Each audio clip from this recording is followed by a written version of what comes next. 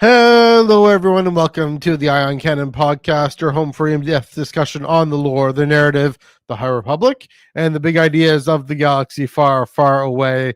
My name is Matthew, and I am coming to you from Underworld North Studio in Toronto. And as always, I'm joined from across the continent by your friend and mine, Mr. Joel Davis. Joel, how are you doing this week? Yay, it's back. Good. The weather's definitely better than last time. I think it was pouring rain last time. I think we talked. Yeah, it was because my dad came home and he was soaked. Nice. Now he got a cold. So yeah. That's But not no, good. Yeah. no, not good. But yeah, much better weather this week. Yeah, that's good. Yeah, I haven't been outside yet today. Mhm. It's all good. But also, Toronto. It's not that cold out. Not that cold out. I can go out in a sweater. It's fine.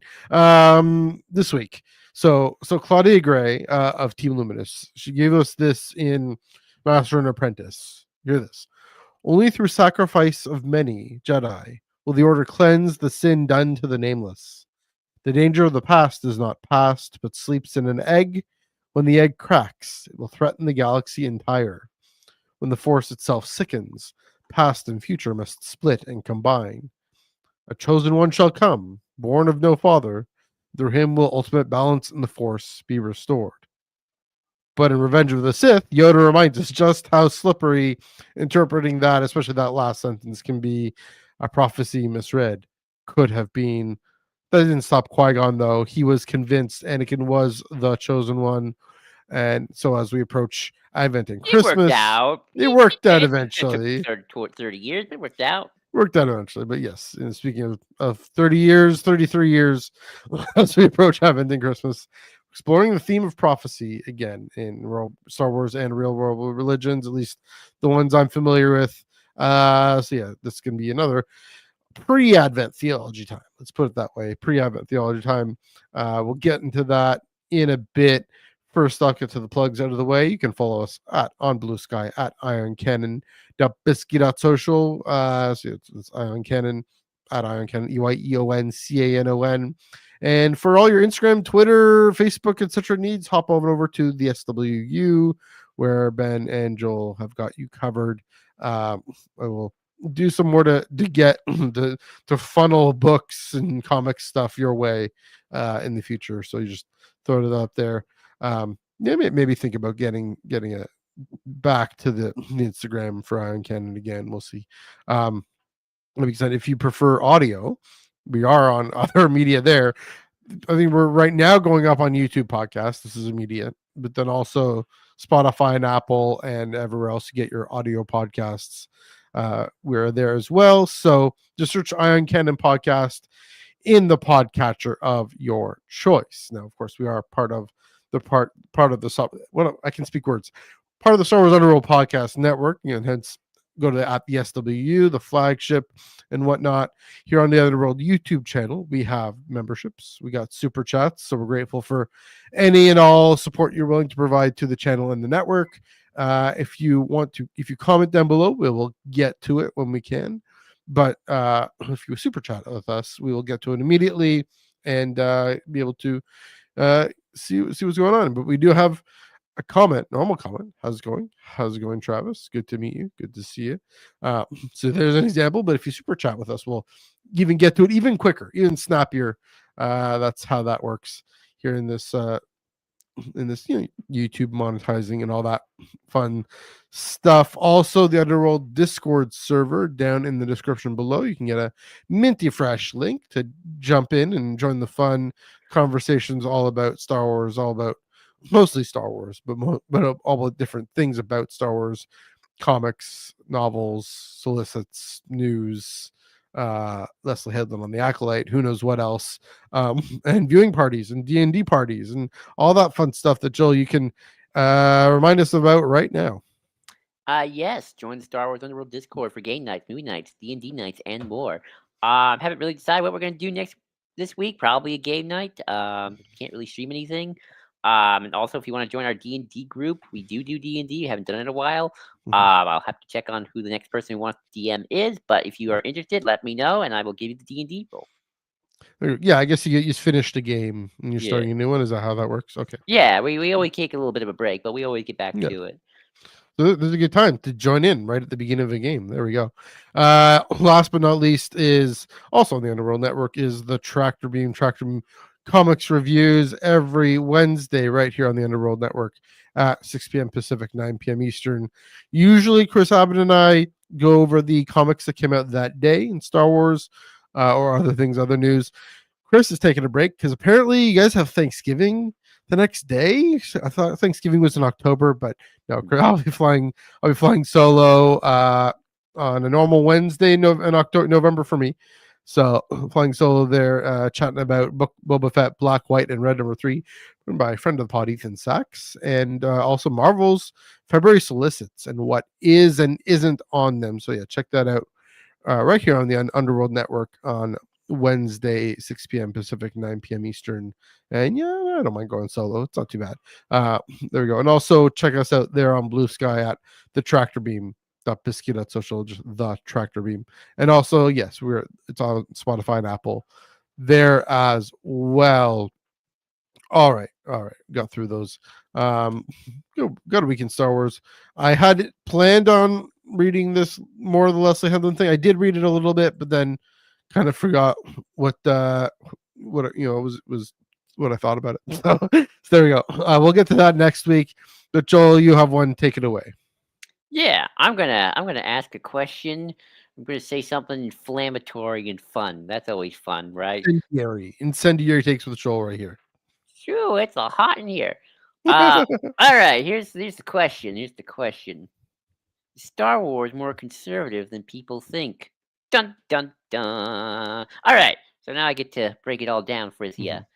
All right, so when I use that word, I think, quite frankly, the word. I mean, I'm gonna be honest. I think all ideological words these days are not being used properly. I blame modern day world. Like, here's my hot take: we don't have a conservative party. There is no such thing as a conservative party. Republicans are just the right wing of liberalism, and the Democrats are the left wing of liberalism. Same in Canada. You're not the conservatives. You're just the right wing of liberalism. Definitely Actually, not true conservatism in a sense. I also feel that way about whenever we use the term fascist, because we just tend to use that for bad, and there's a lot of things that are bad. Like we call every Republican president fascist. We did with Nixon. We did with Bush. We did with Reagan. Eventually, the word starts losing its meaning. So so it's like there are plenty of authoritarians out there who aren't technically fascist. That's an ideology of its own devices. And don't even get me started on the socialist, leftist, communist. Oh, there's so many. So words. Sorry, go ahead. Words, am I right? Words. To quote Shakespeare.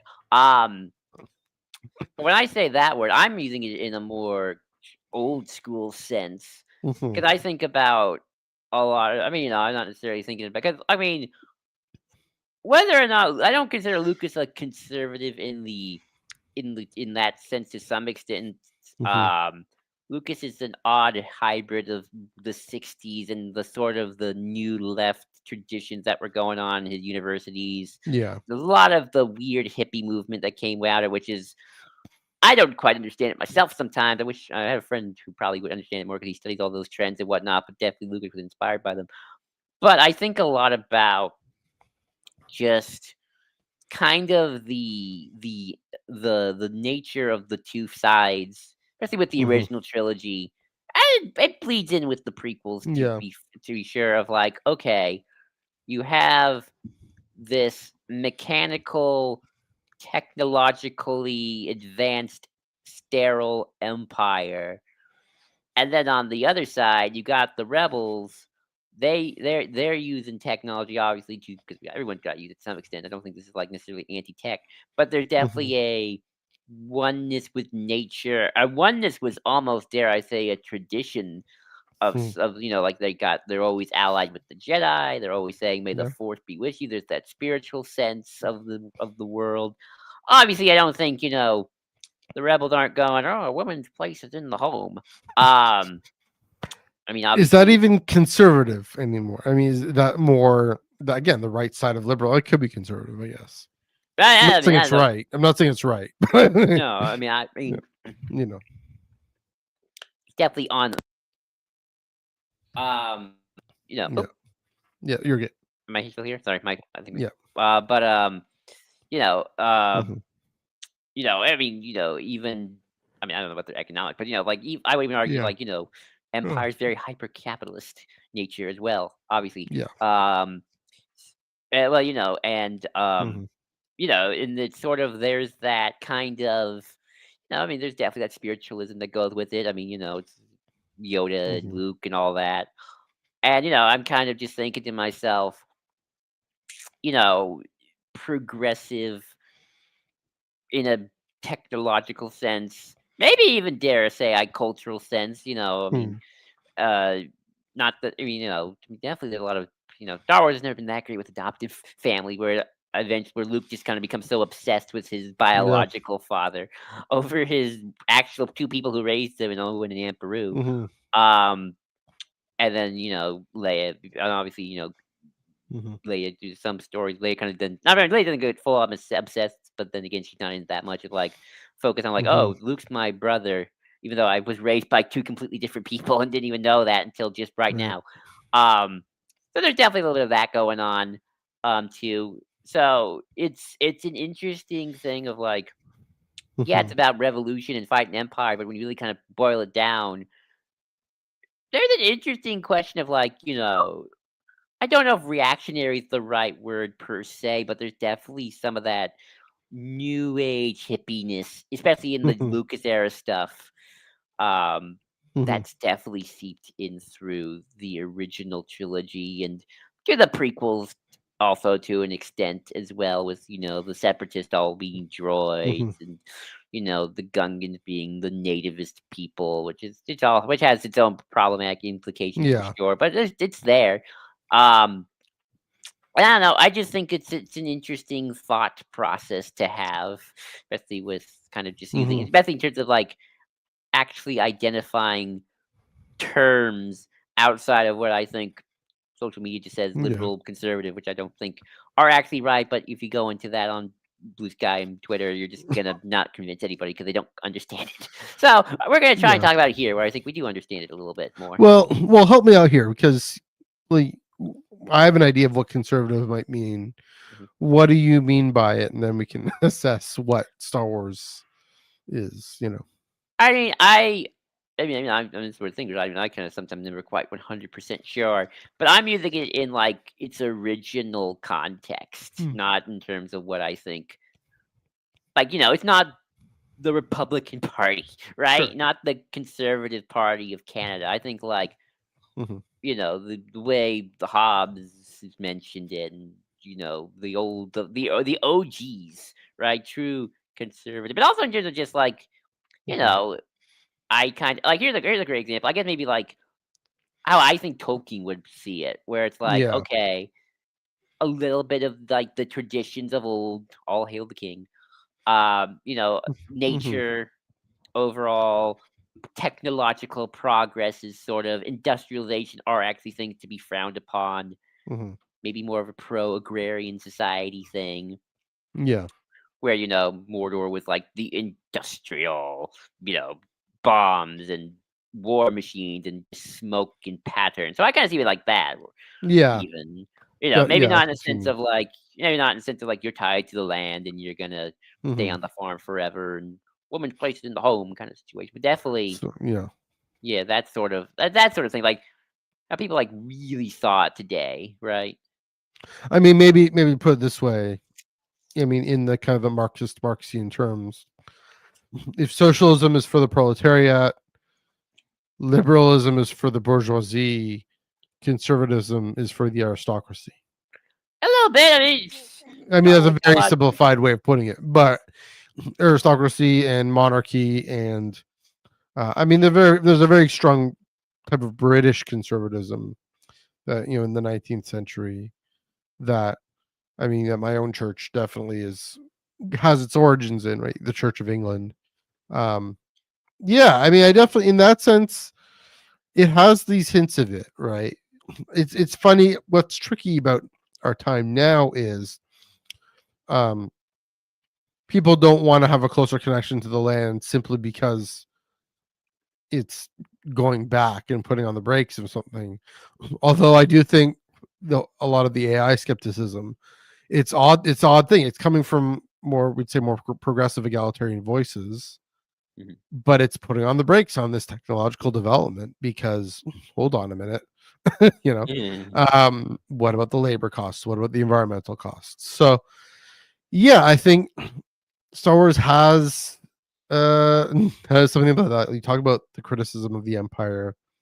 I mean, in that sense, the question of progress for its own sake, right, is always something we should be a red flag.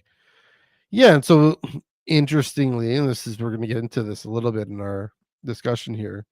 One of the antidotes. I mean, I don't like the word conservative. I prefer something to more along the lines of what would be the word, like amenable to tradition.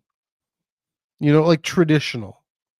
Not even then. I don't know. I prefer the noun tradition Man, over some people the would say those are the same thing to some extent. yeah, but I think they're wrong. like I care about tradition, but I'm not traditional writ large in some ways. You know what I mean? So yeah, that's why. So here's an example is um well, that's the thing with tradition. We can It's a whole great another kind of concept conversation we could have that the Last Jedi goes into, that tradition, in order for it to be living, it has to be renegotiated in every generation.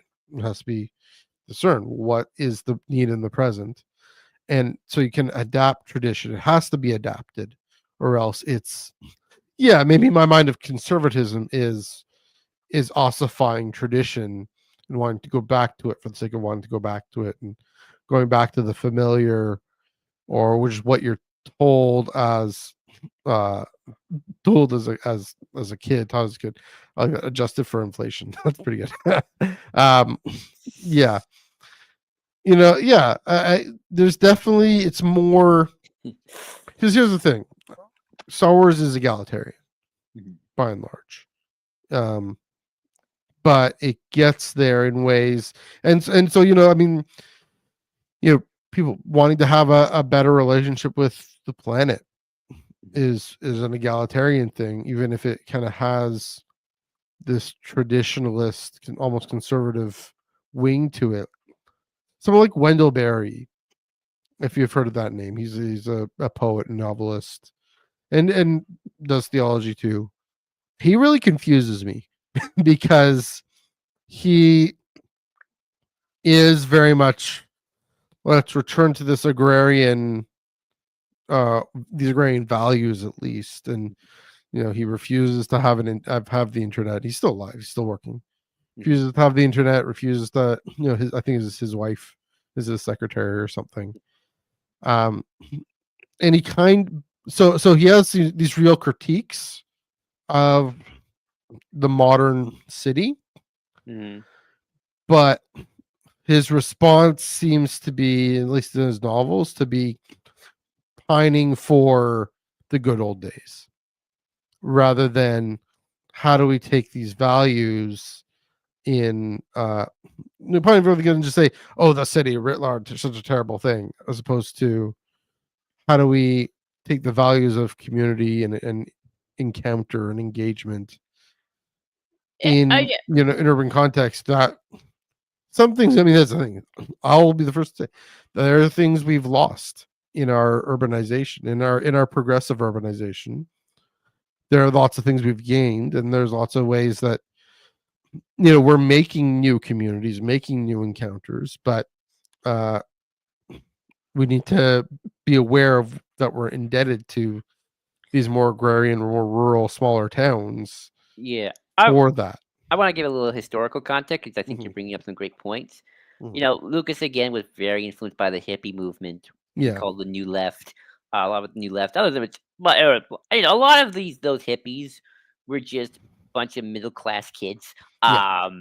who were culturally very much like peace and love. Let's do drugs, but also kind of like let's live off the land, man, and start communes and Hmm. stuff. And Yeah. Not a lot of it ever went well. Some people still do. Most people didn't work out. Like in some way, they're like, we don't want to live in the Mhm. suburbs, man. We want Yeah. to live in the rural nature. And then we realize, oh wait, we hate nature. We want to go back Mhm. to the suburbs in our technology. Mhm. But, it's very that, but also culturally a lot more. But then this is where I think maybe Mhm. conservative isn't the right word because it's also culture. It's like women liberation because the suburbs were very like women in the home drinks their Yeah. drugs and the man's the king of the castle and the woman says no. Good old smacking. Yeah. Yikes. My gosh. Mad Men. That's So that show, Mad Men. yeah, exactly. Yeah. So you do kind of get this weird hybrid of like we wanted to live in the rural areas and jungles, and we support the Viet Cong. But also, we're culturally a lot more progressive, Mhm. but and stuff like that because we were rebelling against also the very confines of suburban middle class white life. Yeah. And that's just the white stuff going on. I mean, that's just the hippie movement. Obviously, there was a bunch of other stuff going on that Sure. has nothing to do with any of that. Um, I think you can definitely see that in Star Wars with like characters like Leia. Obviously far more involved female character than anything Mhm. else. Um, Outside of Yeah. saying Star Trek, of course, which also was influenced by the '60s. So you got Even more that, so, I think. and But then yeah. you got the empire, of course, and then you got the empire, Mhm. the urban. Well, we don't really see cities in the original trilogy, but you got the industrial empire Yeah. and whatnot. But go back to just the original '77 Star Wars for a hot second. There's also that nostalgia, right? Like, Yeah. I just when Obi-Wan's talking about the glory days of the old republic, he talked about when he was young. You're not talking. We can Mhm. retroactively say maybe he's talking about the high republic. No, I think he's talking about when he was young and he Yeah. was a spry Jedi Knight. Like, yep, those were the good days for the dark time for the Empire. Mhm. Like he's not saying, oh, I grew up at the tail end of the suck. Like, no, I grew up in the good old days of the glorious old republic. Mhm. And then hear a little bit talking like, we're throwing away that Republic stuff. Then it's gone. This Death Star is the new cool hot thing in the world, and Yeah. we're gonna run it. You're gonna be great. And it wasn't. So there's also that kind of like Mhm. you can only exacerbate the idea of like going back to the good old days of the old Republic. Yeah. I mean, Luke's journey is interesting there, just getting me thinking about that because, of course, in A New Hope, he's like, or Star Wars, like, Uncle Owen, that's a whole nother year. Like, Uncle Owen's the curmudgeon who just wants to stay on the farm and wants Luke to stay on the farm. And Luke, the classic binary sunset scene where he's looking off and he wants to leave. He wants to go on adventures and he wants to go be part of something bigger. And that is often, I mean, that was George's experience in Modesto and then going down to LA and seeing the massive metropolis, high of scum and villainy. Um, but yeah, it's like Owen is kind of the fool, the backwards fool, but then right in the next film, Yoda whacks him on the head. Adventure, excitement. A Jedi seeks not these things, and of course, yeah. Excitement. And I see so, none of these things. I mean, the classic hero's journey does Luke doesn't go back. It's not like Luke goes back to Tatooine. Yeah, he does in Return of the Jedi. Still Yeah, safe but on. sorry, it's not like he goes, but that's not really. That's just a way station, a waypoint, right? Yeah. Um, as in, it's not like he's aiming to go back to Tatooine ultimately, but like Odyssey, like Odysseus, right? I'm thinking of the classic hero's journey, but there is the sense of maybe, well, at least the folks who stay are worth our respect and worth our support. And that thing of growing up and saying those who are old. And this is a very conservative, uh, not a very conservative. I think this is a bit of a conservative, uh, maybe argument that is worth paying attention to. I think is that older folks, seniors, their life experience, their wisdom, they aren't just stuck in the past. They have seen things and can pass on their wisdom. The question is, of course, like the Last Jedi, what do you do with it? Do Right. you blindly follow it? Do you blindly reject it like Kylo Ren? Mhm. Or do you do the work of figuring out what you need to do next? So yeah, that it's here's maybe my answer to your question is that Star Wars is more open to those kinds of tensions and ambiguities than our kind of left right rural urban binaries allow in our culture, and so it's prophetic in that way. Yeah, Yeah, yeah. I think I think you can't always completely claim a true left-right no. spectrum with Star Wars. Yeah, I mean, Hmm. obviously, yeah, the Empire, I would say, is fascist, and I think everyone wants to write it that way and Yeah. make it that way. The heroes are a little bit more all over the place in Hmm. terms of like, you know, Hmm. you can't just say. I mean, they're obviously, they're not, like they're not Marxist or any. They're definitely not socialist or anything like Hmm. that. They're definitely good guys. And I think, I mean, the good guys are just so vague and opaque. I think you can kind Yeah. of project anything you want onto them, really. So some of them could be social democrats. You never know. I mean, yeah, I'm sure. I mean, to some extent, yeah. I mean, Yeah. but I think whenever we write it, it's very like just like people deserve to have free healthcare and simple things. Like Hmm. I don't know if like you can, I think he's done a lot, just a lot of a very what like a pop culture look at Yeah. it compared to like someone who's actually probably read half that stuff and like Right. really thought about it. But that's Star Wars. I think you can only go so far. But no, That's true. yeah, I Um. think you're 100% correct. Thank you. First time for everything. No, I'm just kidding. Few last thoughts. I think my head canon is that Ransom Casterfo is a social democrat. That's why he's a centrist. He's not a centrist because of uh, some imperial nostalgia, although he likes the aesthetic of it. He's not a centrist because he's like Clarice Indian, who's funneling the trying to kickstart the First Order here, trying to make the galaxy great again. No, he's a centrist because he thinks that government agencies should uh, be regulating and seeking social welfare and be actively engaged, but with a good federalist balance, which is what America doesn't have. So there we go. Count Dooku is a secret libertarian who's just becomes a fascist later Yeah, in there's that. life. The last thing I want to see clearly in the prequels and implicitly then in the original trilogies, Coruscant is given treated with skepticism, and I kind of for that reason I kind of like how the what's it called the in the Mandalorian, right? Mhm, The is it Mandalorian the Coruscant episodes of Mandalorian mhm. that they're on Coruscant, they're not on Chandrila.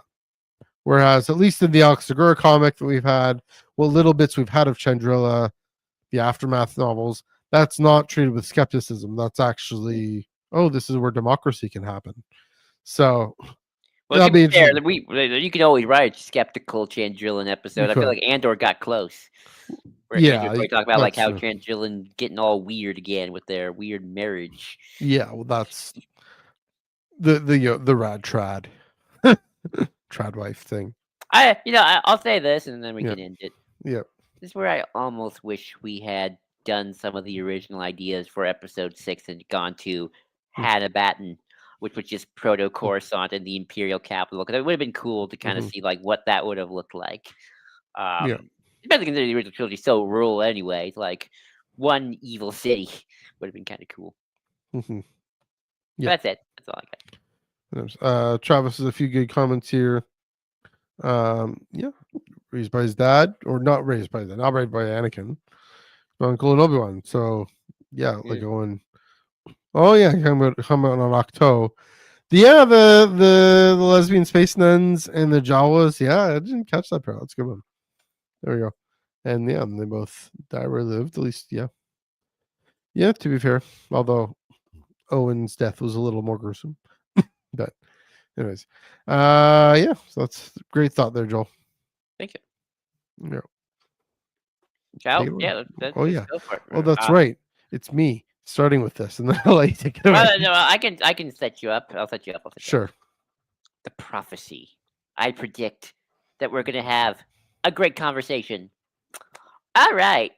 So prophecies in Star Wars are interesting. Mhm. Because obviously, much like Star Wars, a lot of the prophecy itself didn't really get introduced until the prequel with Episode 1. Mm-hmm. We decided to make Anakin the chosen one. And prophecy in Star Wars is very interesting because it's there, it exists, but I'd argue that the focus always kind of wanes and ebbs and flows a lot of the time. Because we bring it up, and then sometimes we deal with it, sometimes we don't. It always gets a little weirder with the Chosen One prophecy because obviously we're retroactively making it that with the prequels, and then obviously it's not mentioned in the original trilogy because we didn't make it because we didn't create it back then. I don't think George had an idea of the Chosen One prophecy until Episode 1. Sure. At least what I've always learned about it. So it's certainly interesting an aspect of Star Wars. I think it definitely gets a lot of flavor. But we're gonna go into this and go in depth, and Matthew will kind of start up with you. What is it about prophecy that we find so enticing? What is it about this sort of not only just a narrative tool that a lot of fiction kind of can go into, but obviously it must have some power because of obviously it's been used since the beginning of time in tales. So what is prophecy? What are we using? What's the deal with prophecy? What's the deal with words? Now we're going, what's the deal with prophecy? We should just show a comedy troupe. Just kidding. I know, we should. What's the deal with Canon? Yeah, good old. Oh man, Collider Jedi Council. Man, channel on that. There we go. Yeah, do you get the reference? You're missing that reference. Yeah. I mean, I know Seinfeld, so yeah, that's true too. It's a Seinfeld reference usually. Yeah, we should bring that back. We should be the ones to bring back what's the deal with canon. There you go. Anyways, what's the deal with prophecy?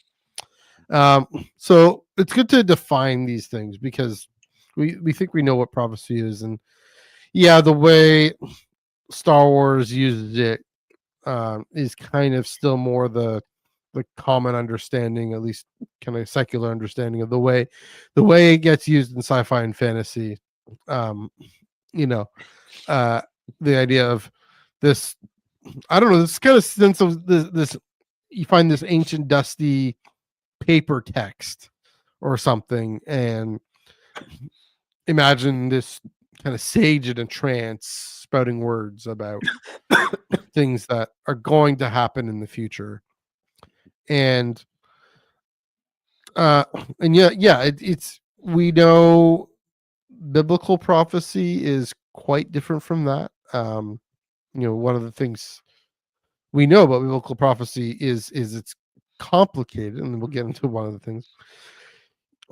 So here's the classic is this is actually literally in Isaiah. I'm quoting Isaiah here. A virgin shall conceive and bear a son, shall call his name Emmanuel, right? That's the chosen one prophecy. One of the there's plenty. It's where we get the kind of at least in the West, we get this idea of a chosen one is the anointed savior coming, who's going to come. But Isaiah or whoever named Isaiah or whoever community writing this wasn't actually thinking about a single person, right? We know that the initial context for that was the nation. The virgin was actually the nation. It's a metaphor for it's like God using the people to restore to be restored because they were in exile and in enslaved and in different dire just lots of political circumstances where they weren't very advantaged. They're very disadvantaged, unlike today, but we won't go there. But it was really this was a metaphor. What then ends up happening though in the kind of the first century BCE, second century BCE, and then into before CE, before AD, I should say, is that gets taken on a cosmic dimension, and so that the whole cosmos is going to get restored, redeemed, because they believe that it's broken somehow, and I'll get to that in a minute. But what ends up happening though in Christianity is we have this story about Jesus, and he dies, and then Christians believe he rises again, and we have to be like, oh, a virgin shall conceive. Maybe this Mary was a virgin who conceived miraculously, right? Taking in these beliefs that, again, Isaiah wouldn't have conceived of that, possibly wouldn't have conceived, no pun intended, maybe, wouldn't have possibly conceived of that. But here we are, coming up to Christmas. We're talking about Mary and talking about Jesus, and um, this birth and incarnation, all these theological concepts. And so that gets into the second question. I mentioned at the top why prophecies are slippery, right? A prophecy misread could have been, this one from Master Apprentice. I mentioned Team Luminous. We're like, what's the sacrifice of many Jedi sinned unto the nameless? An egg cracks and threatens the galaxy. Force sickening. What's that about? In 2019, we have no idea, because we hadn't read a word of High Republic yet. So we think it might be about Rey, or it might be about Anakin, probably. Then chosen one shall come, born of no father, right? A virgin shall conceive, and all that. And we have no idea that this is about that first part is about the High Republic. We think we have no idea. And Qui-Gon, I mean, maybe Qui-Gon does or not. I mean, there's no mention of it in that text. He's, a few years later saying, "Oh yeah, this is Anakin. He's the guy. He's the one." And yeah, so it's slippery. Here's the thing. I mean, here's the reason prophecies are slippery. Joel, I have a question for you. Can you accurately predict the future? I predict that I will most likely go to school tomorrow. No, most likely. Yeah, exactly. Yeah, I we can't have predict no the idea. future. I would know. Right? Yeah. Isaiah has no idea what's going to happen tomorrow, much less a couple centuries later. And so these are I mean, maybe some things are visions, some things are future hopes, but yeah, I mean, we have no idea. It is this weird mystical faith thing that, here's the problem, it can be interpreted any way you want. And this is that, and this is that. Now, thankfully, and I think the Jedi probably have this too, but Christianity has this sort of almost a set of rules about how to interpret these things, set of kind of guidelines, if you will. Go crazy trying to interpret prophecies, and like the guy literally loses, well, not, I guess literally, he loses his mind, right? Mm-hmm. And among other things, well, that's an interesting thing in the Force. He has this actual ability to do that. But even then, even if you're given a supernatural ability to see into the future, like Luke on Dagobah, that's where Yoda says always in motion is the future. Here's another thing, we always have agency. We always have the ability to actually choose what is the best way forward. And so it's slippery because we can use it to justify and legitimate what we want. It's important. This is the third point. Prophecy is still important because it can be a way of expressing what we hope will happen given what is in the present. So, when Isaiah or Jeremiah or whoever is in these dire political circumstances, these dire physical circumstances, to say, oh yeah, and this is going to happen. Says, we hope this happens. Most likely. Joel, I hope you go to school tomorrow. Sure. Yeah, but even the more deeply thing of able to go and get a good education, get a good, I hope I go to work tomorrow. And it's a bit stronger than that. It's painting a picture and having a vision. But yeah, it's just important. Hope is an essential. Well, hope is necessary for our survival, right? Mm-hmm. To hope to get up tomorrow and be able to eat and be able to live your life. I mean, we need to be able to do that, and we need to know that, and that's why the word for word opposite of hope is despair.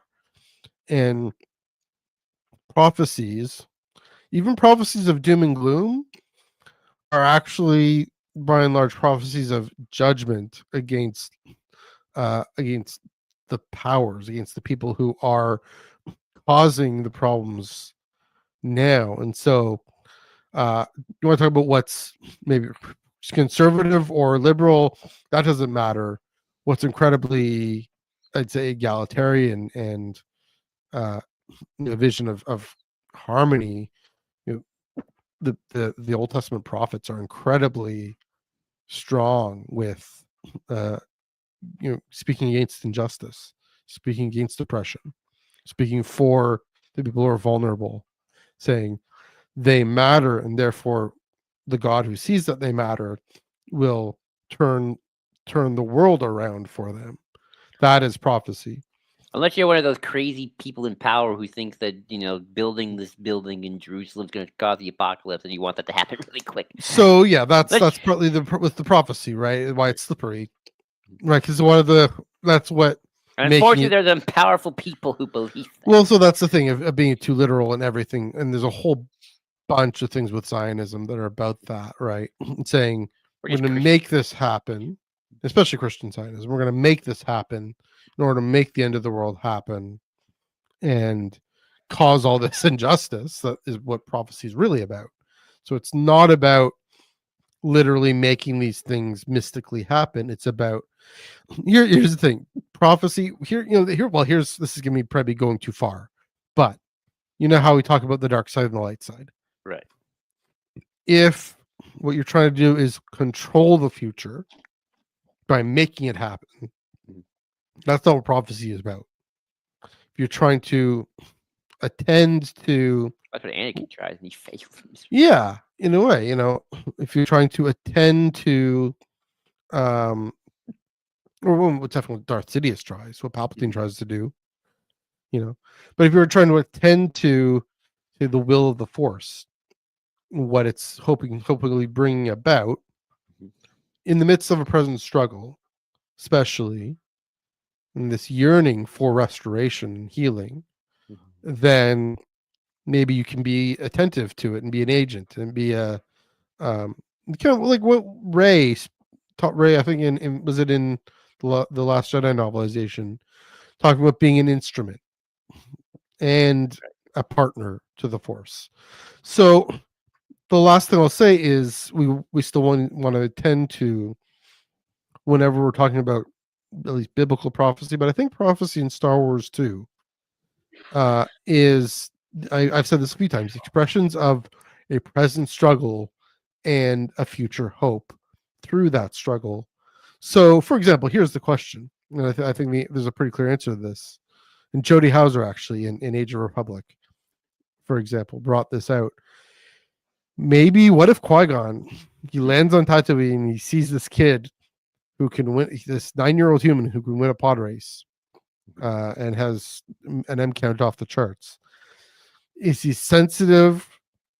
Is he convinced about Anakin? Is he predisposed to believing this prophecy because he senses a growing imbalance in the Force, right?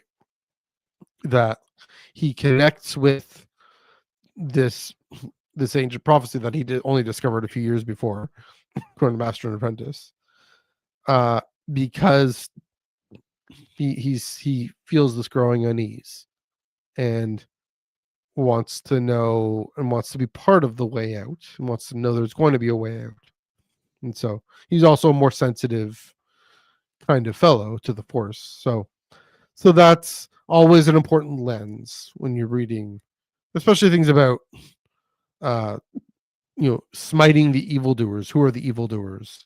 The evildoers are the wealthy and the powerful, by and large. They're not the folks trying to make it work and figure life out. So that's my spiel about prophecy, theology time. You can dive into concrete, more real examples here. Yeah, Star Wars I think is interesting because ultimately the Force is real. Um, In Star Wars, yeah. in Star Wars. And I've always interpreted Star Wars and the Force as sort of like the universe will always try to, and some of this is just a easy narrative way to get people together. But you just want to look at it from an in-universe perspective. Universe is always gonna try and nudge people, or just make sure people are in the right place at the right time to kind of rebalance itself out. Like obviously, like Leia, R2, 3PO, Obi-Wan, all being in Tatooine at the right place at the right time. You know, Yeah. you can say that's the Force just making sure it's not, it doesn't plan everything out. It's more like, okay, I'm gonna try and get this situation, and it's like a domino effect. Where like it's trying to get all the dominoes together. It's like, okay, if I just get everybody in a certain place, then hopefully the certain directions are going to go where it works out. Yeah. Kind of creating the chosen one, or creating Anakin, with the Force being like, oh shoot, these two Sith Lords are having a party. They're making the Force all weird. I gotta set things right. Okay, I'm gonna just impregnate this Shmi Skywalker lady. Gonna do that. Put lots of light into this. A virgin conceives. I Lots mean, of I don't know if she's a Force. virgin, but she doesn't conceive that way anyway. Lots of Force, and there we go. And when Plagueis finds out, he's like, oh shoot, I think the Force has just got onto us. Oh shoot, oh shoot, oh shoot, oh shoot, oh shoot. It's very funny when you read the book where Plagueis is like, oh shoot, oh shoot, oh dear. It's the Plagueis, the novel. Yeah, it's hilarious. There's that. I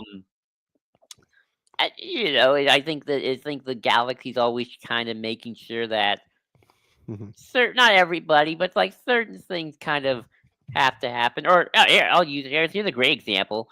Weirdly enough, Andor. If you watch season 1, every time Andor's like, I don't want to be part of the rebellion. I don't care. I want to go to Space Florida and just relax in bed with my money. He keeps getting in trouble and arrested. It's like you can almost say the galaxy's like, buddy, get in with the rebellion. We need you there. Don't go to Space Florida. Oh, all right, fine. Go get arrested, and maybe that'll teach you. And then he just keeps constantly, like, again and again, getting into trouble until he's like, all right, I'll join Lucid in the rebellion. There, you happy, universe? Yes, we are. Yeah. Good. Yeah, and then, like, it's kind of, it's sort of like you can't, the Force isn't like, it's not the God has a plan for everyone kind of way.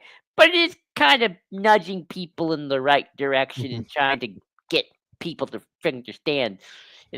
Probably like Vader, probably like their biggest, like, come on, dude, get your head in the game. How many times do I have to teach you this lesson? And Vader's like, no. And it's finally like, okay, fine. Down the Emperor you go. So, again, the chosen one prophecy does work out in the end.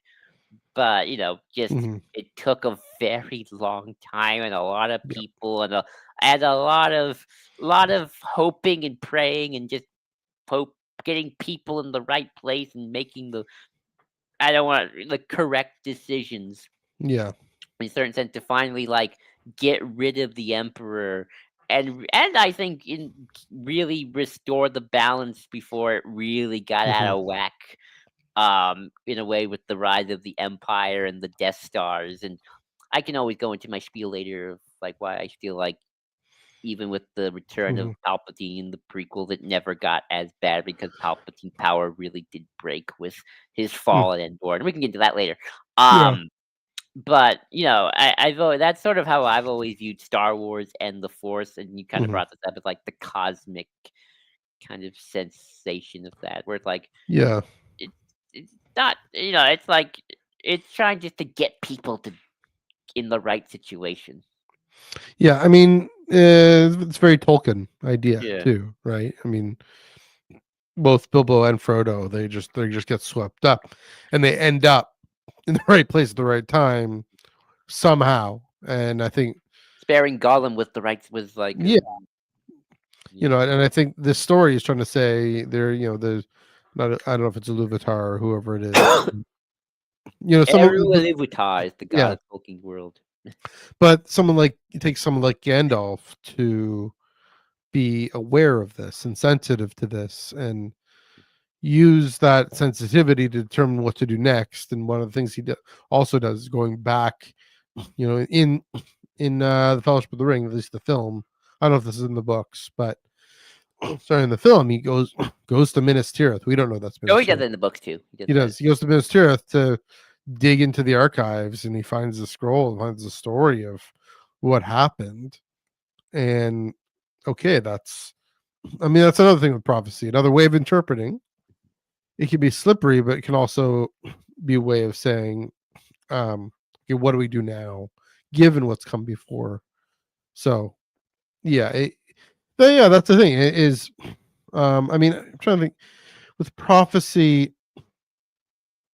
That's kind of, this is going to be sounding a little esoteric here, but that's what makes prophecy, I don't want to say work, but reliable and possible, is if you have a kind of cosmic coherence, if it's not just all random neurons for whatever firing all over the place, but if there is an order to everything, then there can be an order through time. And that's, I think in Star Wars, yeah, I think in Star Wars that is a thing to say. That's the world between worlds. Yeah, it's the world between worlds, and then my mind did go there too. But I think even what the world between worlds represents is just the unity of the Force through time. And so, if there's unity of the Force through time, it's certainly possible that whoever is writing this thing about the eggs and the damage done to the nameless and whatever, and then the chosen one, whatever that person intended, we have no idea. But maybe Qui-Gon's looking back, and maybe he is thinking about the High Republic era, and saying, okay, well, 200 years, and then, that's almost saying the connection between the High Republic era and, and the Anakin chosen one onset, right? Past and future must split and combine, which is an interesting concept, right? Split. Here's one of the rules to interpreting prophecy. We have to acknowledge, for example, that Isaiah, we have to split. We have to acknowledge that Isaiah wasn't thinking about a young woman named Mary, but we can combine and say, okay, maybe God had this other plan and idea. And again, esoteric, but if you're talking about the Force, like you're saying, the Force can put people in the right place at the right time. It can have people write the right thing at the right time, meaning thinking something else, thinking one thing, but being an inspirational motivator for Qui-Gon how many millennia later. Yeah. It's interesting. I mean, the chosen one prophecy just has always been weird because it's like, fandom. Look at how fandom. Forget in universe. Look at out universe where people are like, "Well, was it ever fulfilled because Anakin didn't bring balance to the Force?" And like, was it meant to be for all time? Was the Sith supposed to be destroyed forever? I remember. We kind of look. You always say, Mace Windu is like the first one who says, like, this the kid is going to destroy the Sith and bring balance to the Force. Yeah. And so obviously the Sith did get destroyed for a time, and the balance did get restored. Yeah. Was it supposed to be forever? I don't know. Obviously the answer is, there's the boring answer of George Lucas was going to stop, so probably the answer is going to be yes. But then you have the real answer of like, well, we got to keep making Star Wars after Return of the Jedi, so there's going to be some dark side characters. There's going to be some dark side characters we got to deal with. This does get me to an important point, though. Is one of the criteria, one of the rules, is being humble. So that's the problem again with the folks who want to build the temple literally in Jerusalem now, is that they're not humble. They're not listening to what's really being said, right? Also, you could talk about when is prophecy actually active and whatnot. Again, I don't want to get too esoteric. I've gotten pretty esoteric already, but yeah, I can't read something. here's the thing that a lot of folks do, and it's very problematic, is that they read something in the Bible, they say, "Oh, this is going to happen," then they point to the communists, or they point to the Muslim world, or they point to seculars or whatever. This is that. When really it's they disagree or don't like it. And so, yeah, that's the thing, and that's something we can ask: did Qui-Gon do that? Was he taking this too strongly, or not? And I mean, George would say no. But of course, Qui-Gon dies, so it almost doesn't matter because Obi-Wan has to take it on, even though if he doesn't. I don't know. That's a question. Does Obi-Wan actually believe in that Anakin is the chosen one?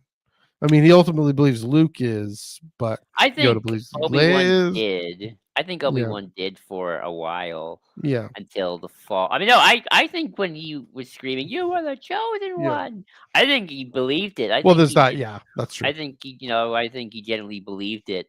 Yeah, Um, but he, definitely when when they just meet, oh, when they met, and probably yeah, not. it's like, what's my master on about again? What's he doing? I It's think like, it took a. I mean, it took a while. yeah, I think it's. I mean, you could. This can make it even sadder. Where it's like I think Obi-Wan really started to think it when mhm, they were kind of probably at their best relationship, being all brotherly and whatnot, yeah, and when they were Anakin was a knight and whatnot during the Clone mhm, Wars, and it's like, oh, just when I start believing it, it's like, ah, shoot, he turns evil. mhm, Make it just sadder. And yeah, then it's like, well, I gotta have hope on this kid, Luke. mhm. Oh shoot, he's not that very bright, is he? And then the Android was like, I wanted to change the sister. I didn't want the boy. Boy was Yeah. stupid. Sister was she should be chosen one. She's smart. She rebel leader. Yoda, wars not make one great, Yoda. No, it's funny that I was listening to Star Wars explain, like, Mhm, apparently Leia actually might have talked to Force Ghost Yoda, or some source book said it, mhm. and so I just imagined, like, Yoda Yeah. Force Ghost Yoda talking to Leia, it's like, "I want to change you, I did, not this loser, not Well, there's yeah, not that's loser funny. brother." The Fakpov short story. Yeah. That's what I'm talking about, like, that's what I Yeah. was referencing, like, of, like, well, if Mhm. Yoda talked to Leia during his Force Ghost time, he'd be like, "I train you, I Mhm. want to, him not so much." Yeah. Yeah. But, no, I mean, I am kinda curious, like, how many people bought it when Mhm. not like, did Anakin even buy no, I think Anakin did, 'cause Mhm. I think we shouldn't underestimate Anakin had an ego, and I mean, again, we talked about this during the Chosen One episode where it's like, Mhm. yeah, if you tell someone they were the kid that they're the chosen one all the time, Yeah. they're either gonna get really stressed or develop an ego, and in Anakin's case, a little bit of both. Yeah. Um, not good, so that didn't help at all. Mhm. Like, that's I mean, that's the whole, "I'm not fair. How am I gonna be in the council and not be a master?" I Yeah. don't think he just thinks it as an insult because, like, that's the tradition. I think he legit thinks it's an insult because, like, "Hey, I'm epic. Why are you Yeah. not acknowledging my epicness?" Ha. Um, Yeah. so, Mhm. I think Palpatine obviously bought it, um, but he wouldn't have done anything about it. True, yeah. So, yeah, Mhm. I wanna go back to the timeless thing and talk about the world between worlds for a hot second. Sure. 'Cause I think we always forget I think people forget the world between worlds is supposed to exist outside of time. Like, that's the Mhm. point. It's like, that's why you hear sequel character, trilogy characters, and, um, uh, and prequels and other stuff, and, Yeah. obviously anything we can get our recording hands on. You know, Like um when Ezra and Ahsoka are walking through, you mean? Yeah, and when Yeah. Ahsoka's in there, and Yeah. that not and, the netherworld of the Force, and I've always seen it Mhm. as and this might be my always interpretation has always been of, like, Mhm. Force ghosts exist outside of time, and they kind of probably know more than they're letting on Yeah. to some extent, but obviously they can't mess with the future, and, so, they can't say, "Hey, Palpatine's gonna come back in 30 years," just so you know. I don't think anyone could do that. But I think because Mhm. but I do think they can kind of again, it's kind of the Force pushing it where it's like, maybe Yoda knows more that's going on, but he can't say everything, so Yeah. he's just gonna kinda push people in the right direction and kind of Mhm. hope for the best. Yeah. I mean, that's kind of how we maybe believe prophecy works, right? I mean, it's these metaphors, these poetic images that then get interpreted later. Mhm. Yeah, I mean, I think in Star Wars, yeah, nudging people, suggesting things. Because here's the thing. Here's another thing. Well, maybe I mentioned this a little bit too. Is I mean, the Jewish Christian worldview, more or less, and I think Star Wars too, is not deterministic, right? And prophecy can't be deterministic because, right? I mean, that's the whole thing about tradition in the past. Uh, if it's too ossified and too monolithic, the sense of it clamping down on the agency in the on our agency in the present, Well, and our dignity and ourself in the present. And well, that's a warning. I mean, that's the thing Palpatine tries to do. I mean, yeah, the Palpatine is the most deterministic character, Yeah, because he especially when won't you get to Return of the him Jedi. and this guy, he wants to be the one. He wants to wipe everyone out. Um, the sin under the nameless, right? The Shukrai. Uh, but the Force itself, Mhm. and therefore Force ghosts. Mhm. They're truly Force ghosts. I mean, we saw the Netherworld of the Force in Charles Soule in Mhm. Legacy of Vader. We finally saw basically Force Heaven or Force Purgatory or whatever it is. Um, you know, it's not it's not going to give you those Force ghosts aren't going to give you The rundown of everything. what's going to happen the next 10 Yeah, days. they're going to give you the rundown. But even speaking of the world between worlds, Anakin visiting Ahsoka doesn't tell her what she needs to do or who she needs to be. He helps her see it herself by taking her into stories of the past and by confronting her, by confronting her guilt about Vader and all that. So and the reason for that, I mean, that's the thing is why would a Force ghost want to steal? Why would the dead want to steal from the living the opportunity to live? Well, at least someone who is good, someone Mhm. who has surrendered to the will of the Force, to the light. They wouldn't want to steal from the dead, from the living, the opportunity to live and keep living, Right. right? If they don't have it themselves anymore, they've given that up because they're dead. But they've died a good death, right? Right. I mean, that's Obi-Wan dying so to let Luke go and live, right? Right. Um, and so that's the thing is prophecy and Force Ghost visions and all that. Yeah, they're gonna nudge. They're gonna help someone live, but they're gonna definitely let someone live. They can be frustrating, right? We want them to say everything. Just give us the answer. Because life, and that's the thing with life. We want the answers to life, but no, we gotta actually we actually gotta exert ourselves and invest ourselves because that's it with dignity is what I'm getting at is dignity. We got to express ourselves by exerting ourselves. So yeah, the dead don't want to. Yeah, I'm going to repeat that because it's a great line. I'm happy with this. The dead would the dead who've died a good death would never want to take away from the living the opportunity to live. They'd want to support that. And so there's another thing. We talk about saints, right? Who want to support the living. Um, yeah. No, A there's a good great line. point. They've evolved. I mean Yoda Mhm. on on Octo there. Um, Yeah. yeah, Luke. Luke. but he gives Luke Obi-Wan. more than a bit of a nudge. But that's the thing because Luke is stuck in the past. Right. He's not living, and he needs to. Yeah, he thinks prophecy and everything. It's all about. He's blindly rejecting the past, just like his nephew. He's like, no, uh, page turners. They were not time for the Jedi, and time for the Jedi to be renewed and kind of figure out Ray needs to figure out what to do in the next generation. So yeah, I mean, this is why I think the bad guys are the most weirdly. I mean, the bad guys. I mean, I always find this in a lot of fiction. Mhm. Bad guys are honestly the most pro prophecy people ever. Even more than like True. where like Mhm. you know, like look at if you watch Return of the Jedi, what's Palpatine always talking about? Like, you have everything your destiny. You know, you Yeah. must strike me down. Your destiny will be at my side forever. You know, like blah blah blah blah. Mhm. Destiny, destiny. You have no choice. You're gonna do this. So they're very deterministic. Yeah. Yeah, you know, Vader will always be mine. Blah blah blah. And then obviously Mhm. the answer is no. Mhm. Vader's not gonna do that, and Luke's not gonna do that. And then Vader Mhm. eventually like chooses for himself. And you know, people say that the chosen one prophecy kind of Mhm. undermines it a little bit. You know, we can debate that some other time. It's like, yeah, Vader eventually just chooses, you know, screw it, Mhm. down the shaft you go. I'm sick of your BS, Mhm. Palpatine. Down I go. Yeah. Yeah, you know, With that noise too. exactly.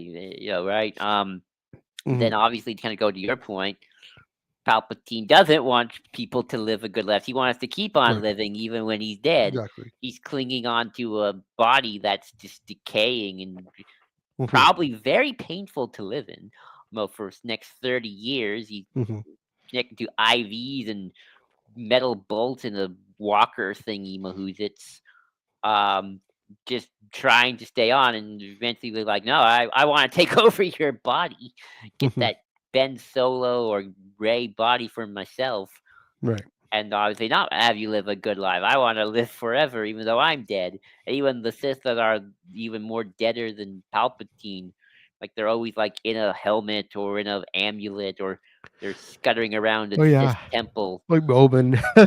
you know, Yeah. trying to like, you know, like give me a body, I'll influence you, and I need your Mhm. power to suck the life out of you, and maybe resurrect myself if I'm lucky.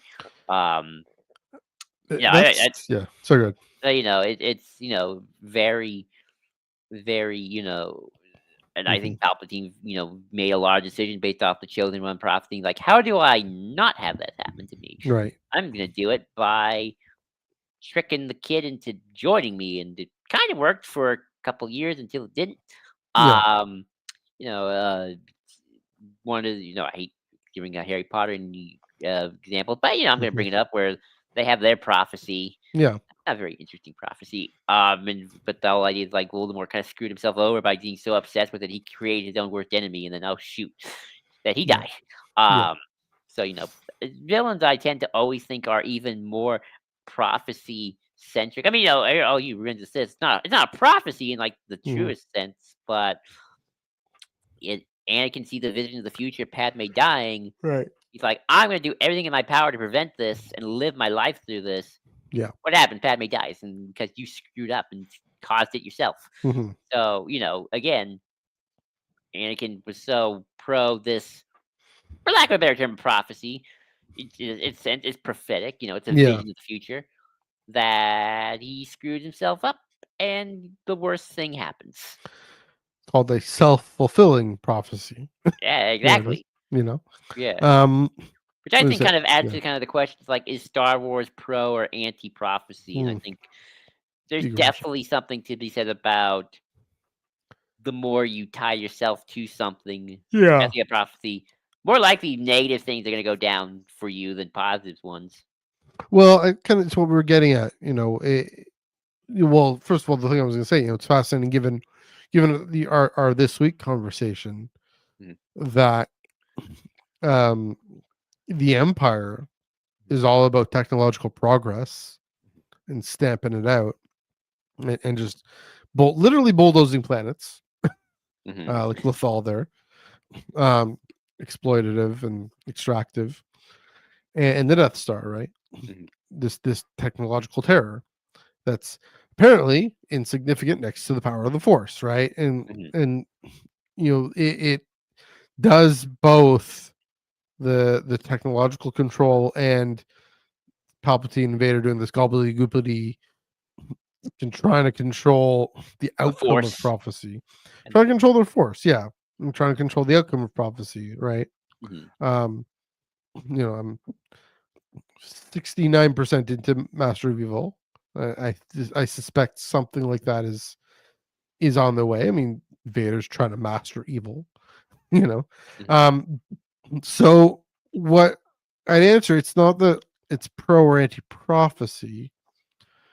It's pro the potential for, if there's the force or if there's God or some kind of cosmic order, Mhm. uh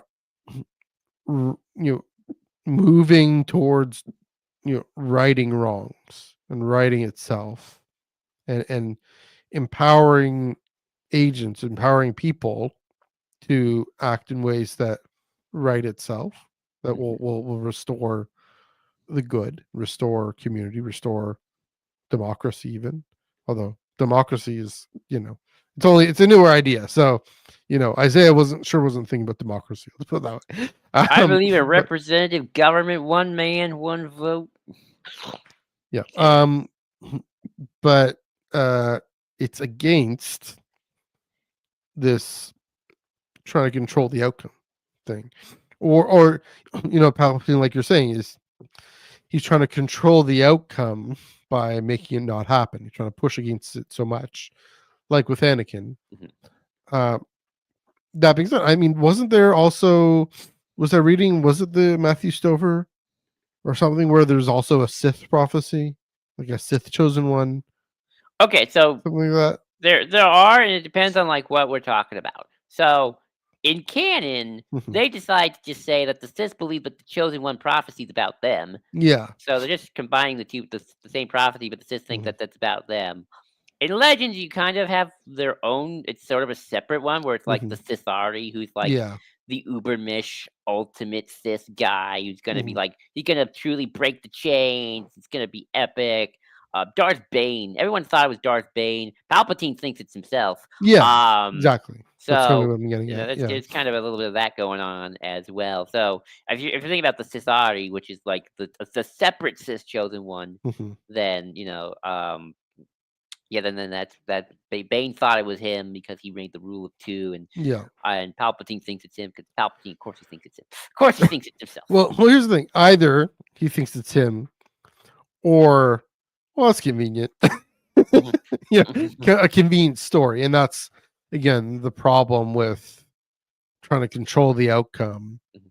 is it's hella convenient, and as in it can become whatever, it can say whatever you want, right? Mhm. Whereas there needs to be some consistency with tradition, with uh the way, well, this consistency and humility, and to say, oh yeah, to say I'm the, yeah. So that's always this weird thing. Like, what's Anakin's experience with that prophecy, right? Because it's not like he's humble, but it's not like he's arrogant the way Palpatine's arrogant, you know. So that's always. I mean, I thought he just didn't think of it all that much. Maybe he does let it get to his head. Yeah, I've I always thought he let it get to his head just in different ways, you but know. you know, I mean, I hope Padme never thought of it. That'd be weird. um, I but don't think. also to say, you know, like we're all. I mean, humility, and that's a big theme, I think, in Star Wars that we don't talk about him a lot. Qui-Gon, yeah, he was pretty confident it was Anakin, but at the very least, he would never kind of ascribe something to himself, right? Which, I mean, it's interesting. You have you have John the Baptist. This is where I think of Qui-Gon, who actually does put on the same clothes as Elijah and goes out into the wilderness, says the chosen one's coming, the Messiah is coming. Um, and I mean, he's doing it not to say, look at me, but to say, oh, this time is here.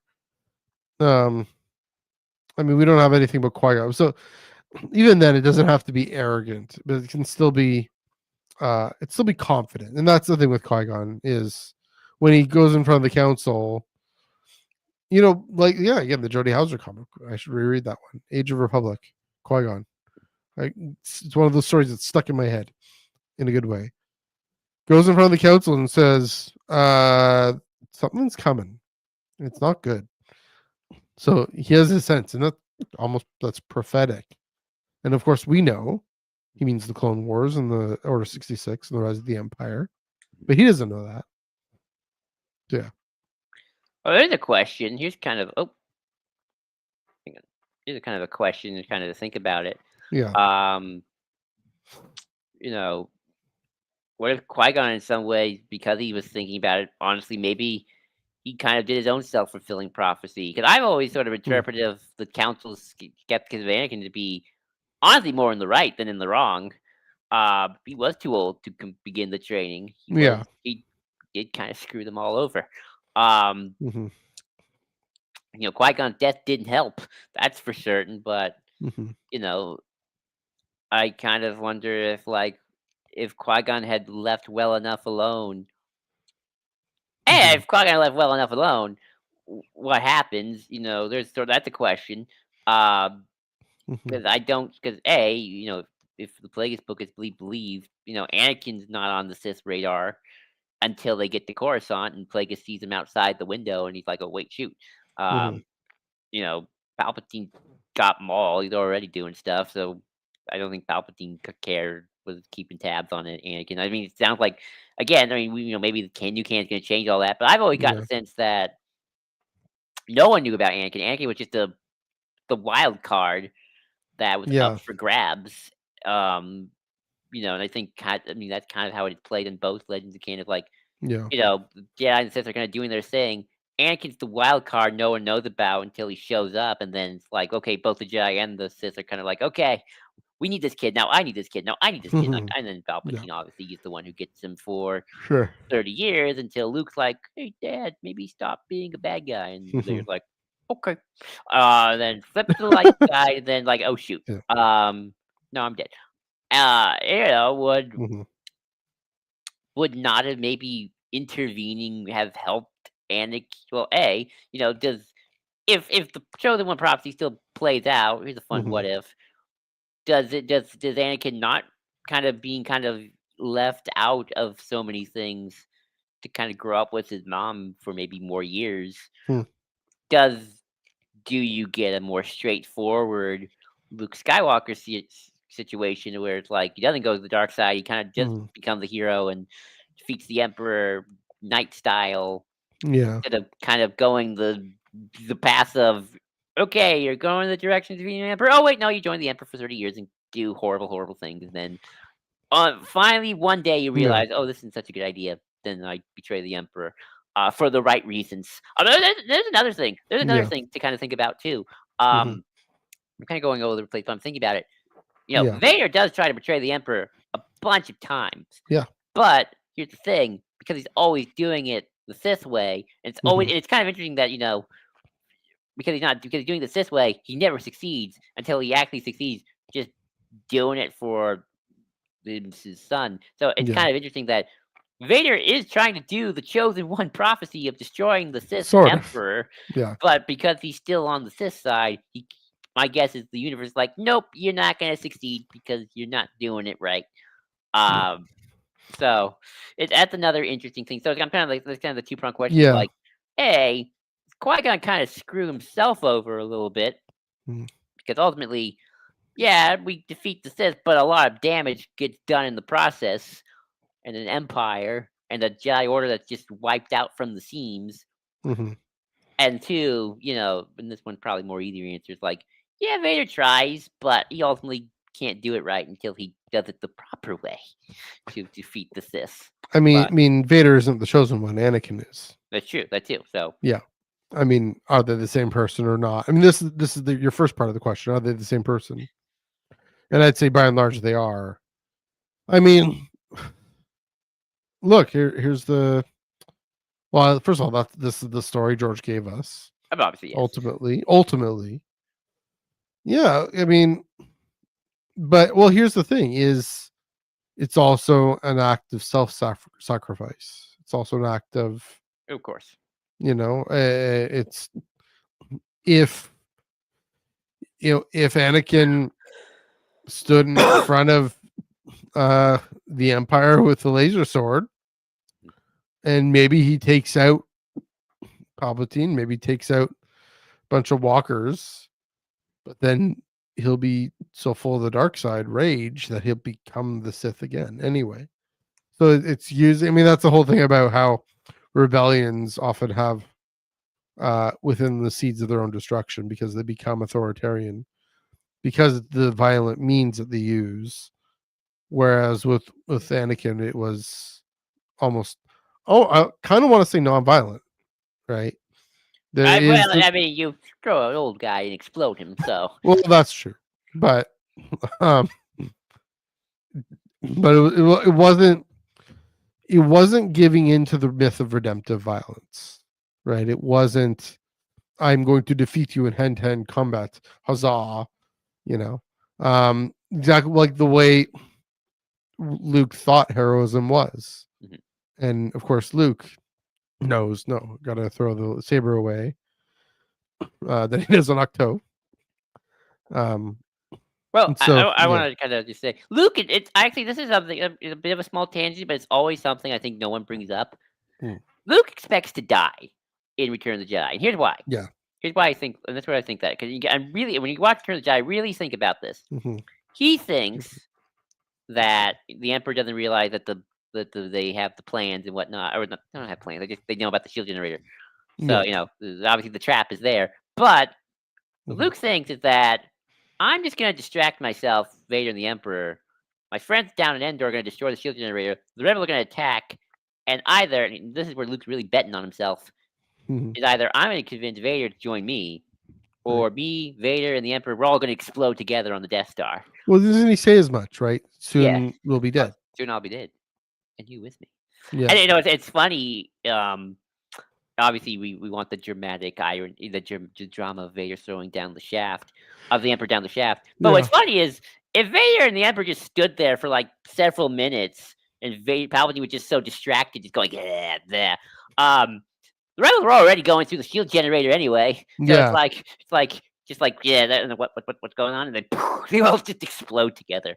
Um, Obviously that's not very yeah. dramatically satisfying, but it is sort of interesting if how Luke kind of had the way out regardless at that point, because like Hmm. either Vader's gonna do it or the rebels are gonna blow them all up. So no more Emperor.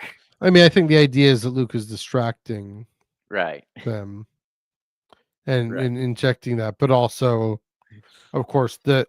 I mean, here's the thing about that moment. Here's the thing about the high ground moment Mhm. is.